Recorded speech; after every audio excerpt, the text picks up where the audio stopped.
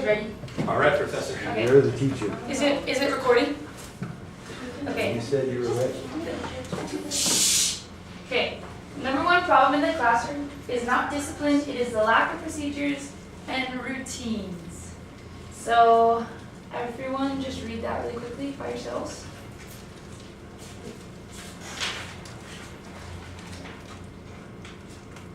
Okay, now turn to your neighbors and discuss what you think about it for a minute.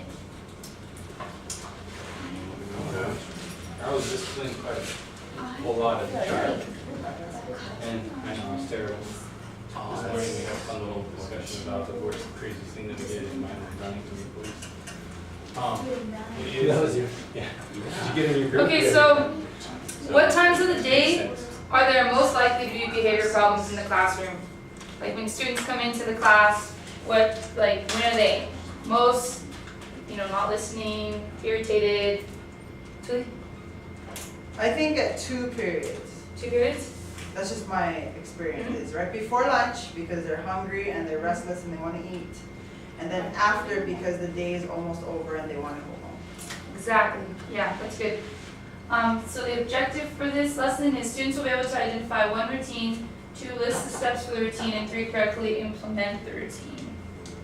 And so the 3 steps to so basically the lesson title, because I didn't explain it because the quote was supposed to be first, is the 3-step approach to teaching classroom procedures. Because when we're teaching in class, some teachers, they like to, if the student's not doing the correct thing, they like to yell at them. Or there's certain things like being quiet in class, there's a procedure for it. If you go into classes, you'll see like teachers like clap their hands 3 times, those kinds of things. So I'm going to teach you how to correctly do those 3 steps. So the first step would be teach, and it's state, explain, model, and demonstrate the procedure. 2 is rehearse, so practicing it with the kids in the beginning of the school year, so they, by the end of the school year, they know what to do automatically when they come to class. And 3 is reinforce it, but not reinforce it in a way that everyone, don't yell at the students, don't reprimand them. There's certain ways to do it. And, so there's a certain way to do it. And I learned these 3 steps in this book, which was, so if any of you want to borrow this Brother Shoot's book. And so, first, we're going to go over teach. So, effective teachers know what activities need to be done and have worked out procedures for each of them. It's essential that you have procedures for each opening of school activity for the first day. So, basically, when you're teaching a procedure, the one that's most common to me is when I was little is how to be quiet. Like the teacher would put bunny ears, or they would clap your hands 3 times. If you can hear me, clap your hands 2 times. And that's really what teaches. It's just teaching them a procedure. And you usually want to teach it in the first day of school. So you don't want to have months go by and then you teach them something new, because it's going to be way harder to teach them. So they want to know the ground rules right when they get into class. You want to be able to effectively explain them and have the students when they walk in the door know what to do. And this goes with anything, not just getting them to listen or getting them to focus, but putting your bags in the cubby, how to line up for lunch, stuff like that. The next one would be rehearsing it. So have your students practice each of the steps.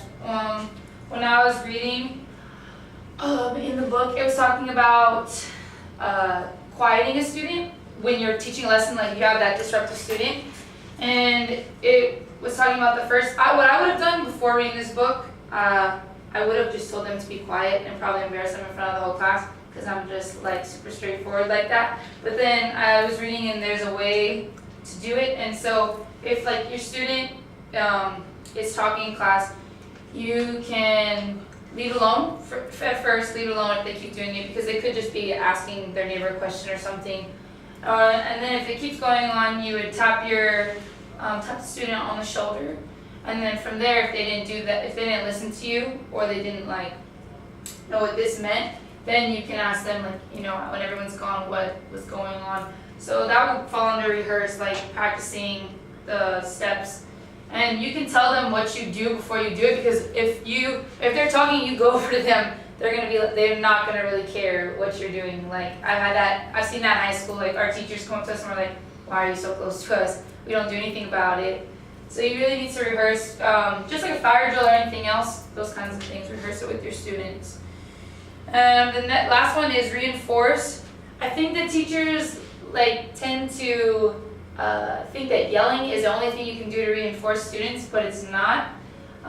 You want to determine first whether your students have learned the procedure or not, and reward them if they have. Don't like tell them they have done it, because you want them to know what the correct way is, and if they've done it wrong, then just have them practice, because they're not going to learn a procedure on the first day of school, especially because this is mostly, because I don't teach elementary, this is mostly towards elementary students. There's no way a kindergartner is going to learn something, and you can't just yell at them because they didn't learn it. So you have to like acknowledge the students and make sure that they're doing it correctly. And then, so we're going to go into the first step where I'm going to model certain, what is it called? Certain like role play for you guys or procedure. And this one would be the dismissal at the end of the period or day.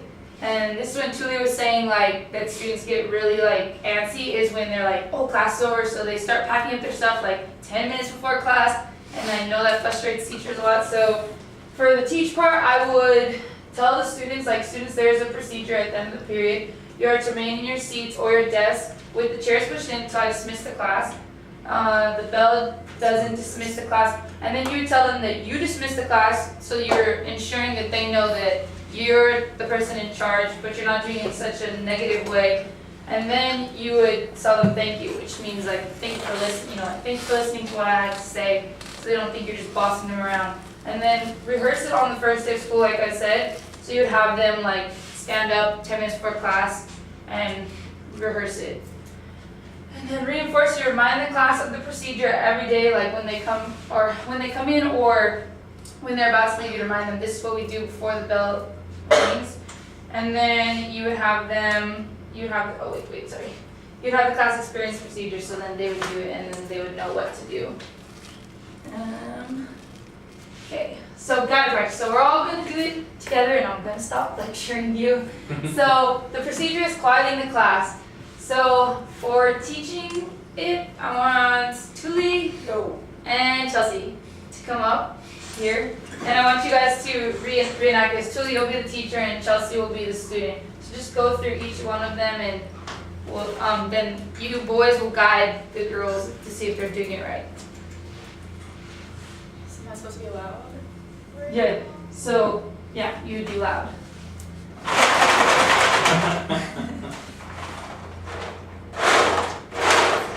That's just what the book says you can do, Tuli, but you can do it your own way. Oh. Yeah, you don't have to read it. Sorry, No, I just typed what the book I'm like said. waiting for Like she's like just like. I'm sorry, I'm trying to read it and then trying to, follow what you're trying to model.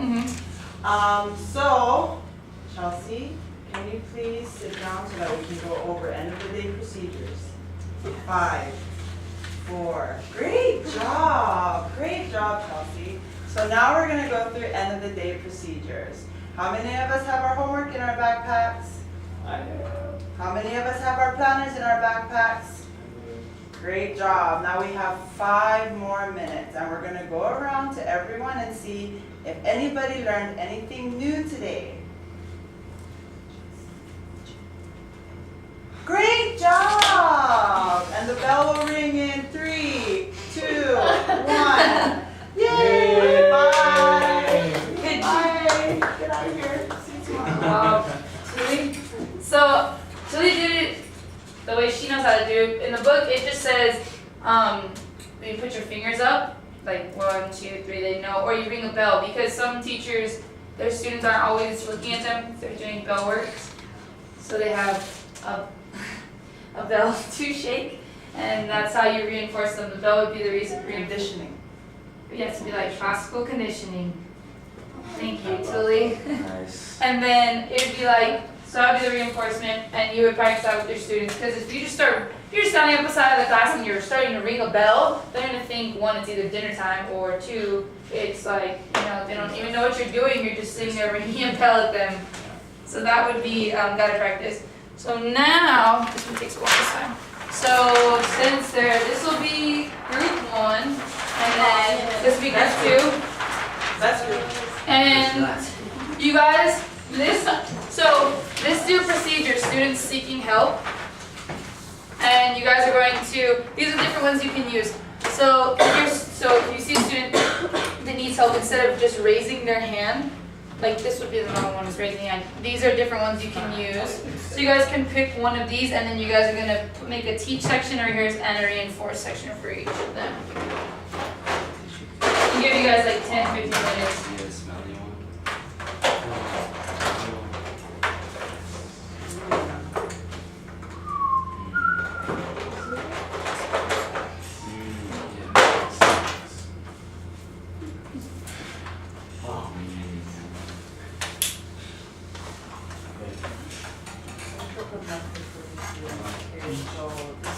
A method for my students if they need help. So this is for the students to get my attention if they need help in a very Absolutely. So the hand signal would be like raising your hand. The toilet tissue tube would be, so on one side the toilet tissue tube would have green or red. So red means, huh? yeah, like Tucanos. We're gonna go eat at Brazilian Rodizio, huh? So red would be like they don't need help, and green would be they need your help. So stop by their desk. A styrofoam cup would be the way it positions the cup. So top, you know, like put it in the bottom. And then the index card is students signal you with the index card. I didn't really get the index card one because they can't just leave an index card on the desk. And then the upright textbook is putting their like textbook up, then you know, or down.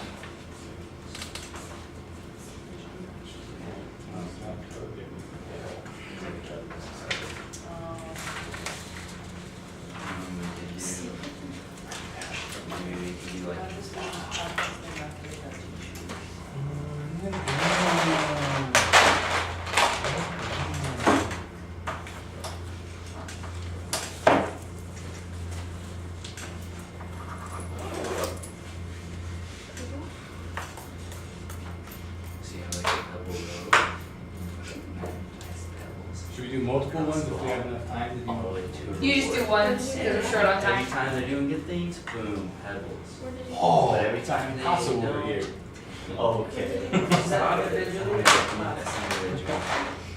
Or it could, you could also work it as a class, like once they get like 40 pebbles, pizza party. Yeah, it seems good. I did one for reading, but I had a little sticky figure. And it went around just like way cool. So, by the way, after you guys make your lessons, you guys are gonna act them out in the front. So pick a teacher and then the students. Well, it's just, did that out. You're raising your hand. I don't have a toilet paper roll, but then this is okay. You know what? I can do one better. Oh no, I can't So even if I balance need it. help, what am I gonna do? I'll just. Oh yeah. So here you go. You got it. So if I need help, This is the But I sticky. get, well, I got green, man. And brown. red skirt and some brown hair. Oh, brown hair.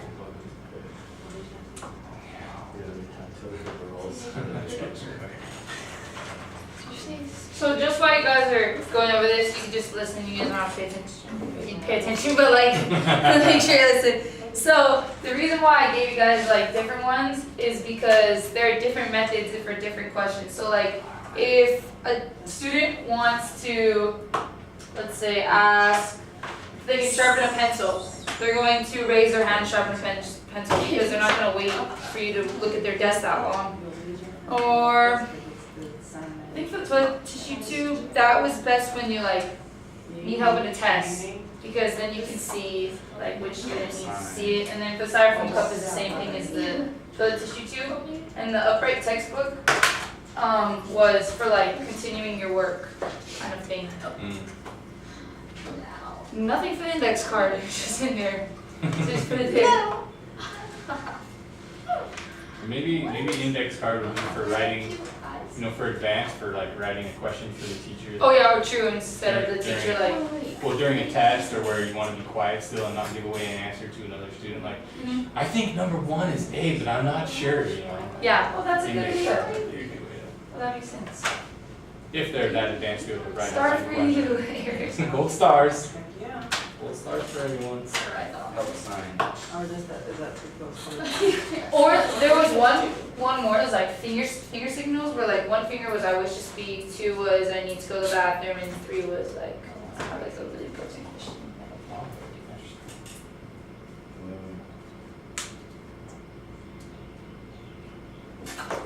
So 5 more minutes. How are you guys doing over there? Are we supposed to write words on here? Yeah, this is. We're just getting creative. Creative These are text. markers. Mark the paper. Crayola rocks. The teacher sees that. Are any of you guys done? Like ready to present? I believe that we are. The dream team. Okay, Eric and Jonah, you can come up. So, Just put your stuff right here. a lot. Paper.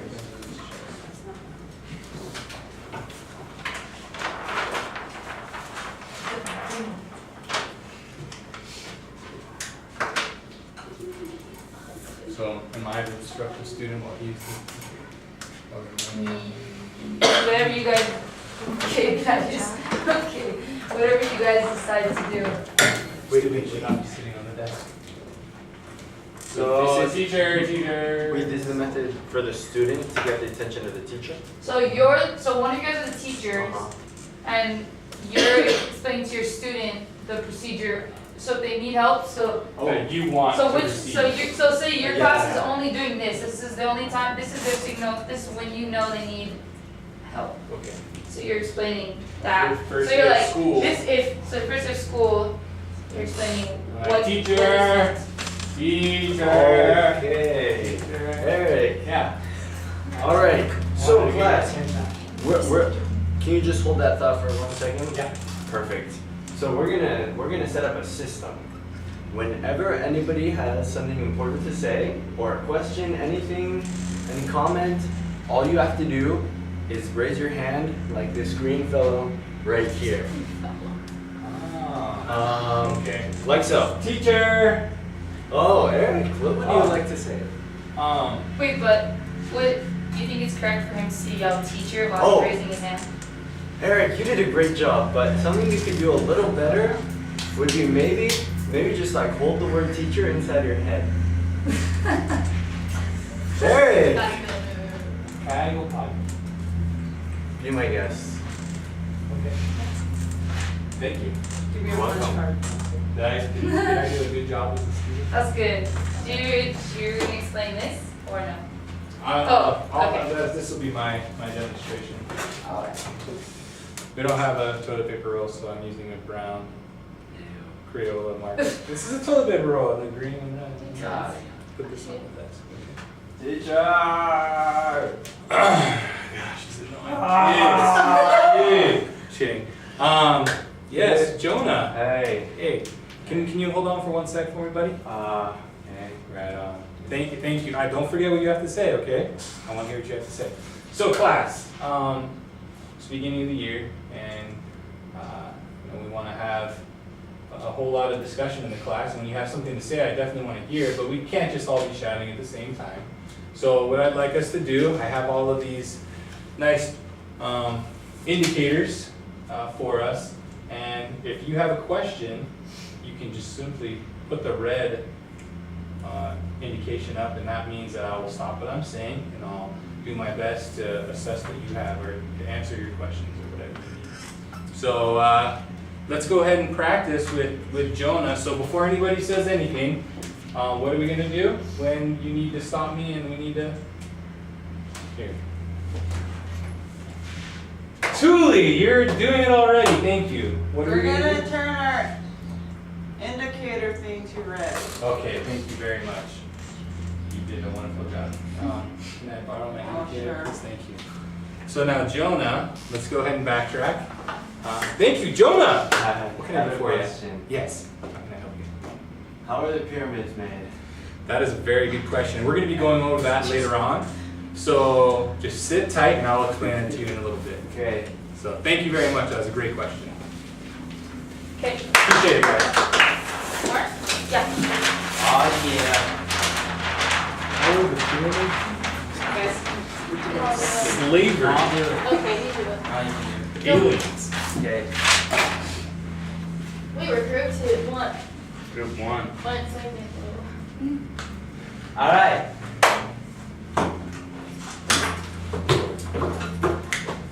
All right, class. Please take your seats. Thank you. Now, what we're gonna do is we're gonna have a plan and a procedure for when we need help. Tuli, when do you need help in life? Question. Good. Now, if you were to have a question, you're gonna do this, which is H in sign language, which is H for help. So when you do this, everyone do it. Almost, Tuli.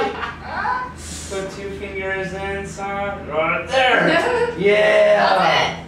Okay, you're gonna throw up the H sign for help. Okay. All right, let's practice. Does someone need help?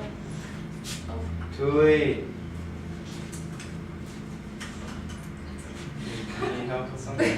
Oh! Can I go to the bathroom? Yes, because you threw up the H help sign. All right. Good job, Jeff. Yeah, group 1. Thank you, group 1. That was very creative because that wasn't even on the board. Good. So, now you guys know how to do it by yourself using teach, rehearse, and reinforce. And so, just really quick, can Julie answer this question? And can Jack answer this question? And read it for me, please. Did you see any difference in what you knew before? Yes, because there were multiple ways that I could get my students to learn procedural routines. Jack? I think that procedures are more important than discipline because procedures prevent discipline or moments where there might be disciplinary actions taken. Congrats!